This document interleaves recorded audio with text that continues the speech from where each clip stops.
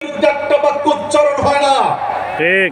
যখন উপমহাদেশে গোলাম আহমদ কাদিয়ানী গ্রামকে গ্রাম তার কাদিয়ানী মাযহাব প্রতিষ্ঠা করতেছিল, ব্রিটিশরা যখন তাদের খ্রিস্টান মিশনারিদের মাধ্যমে গ্রামকে গ্রাম লোককে খ্রিস্টান করছিল, শেরে পাঞ্জাব মাওলানা সানাউল্লাহ মৃত্যুশরী রহমাতুল্লাহ আলাইহি তিনি তার লেখনের মাধ্যমে বাহাস মোনাজারের মাধ্যমে গ্রামকে একই সাথে খ্রিস্টান ধর্ম ছেড়ে প্রকৃত মুসলমান করেছেন। একই সাথে গ্রামকে গ্রাম কাদিয়ানীদেরকে আহলুল হাদিস করেছেন। এই যে বাঘের দরকার, এক বাঘ এসেছিলেন বাঘের বাচ্চাদেরকে চেনানোর জন্য, আল্লামা ইহসান ইলাহি জহির রহমাতুল্লাহি আলাইহি। উলাইকা আবাই ফাজিনি বিমিসলিহিম ইদা জামাআতনা ইয়া জারিরুল মাজামিউ। তারাই হলো আমার পূর্বপুরুষ, এই কওমের নেতৃত্ব দানকারী।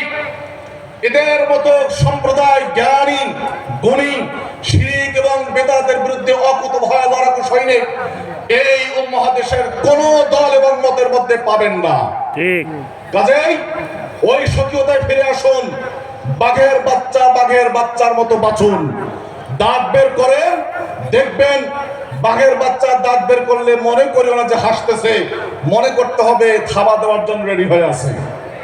এই জন্য জেগে উঠুন, যুবক ভাইরা জেগে উঠুন, নিজস্ব স্বমহিমায় স্বকীয়তায় স্বাতন্ত্র বোধে বিশ্বাসী হয়ে এই কওমকে নেতৃত্ব দেওয়ার জন্য, এই কওমের শক্তি শৌর্য বীর্য ফিরে নিয়ে আসার জন্য জমিয়তে আহলে হাদিস এবং সুবহানের পতাকা ধরে আসুন। আল্লাহ তাআলা কবুল করেন, আমিন।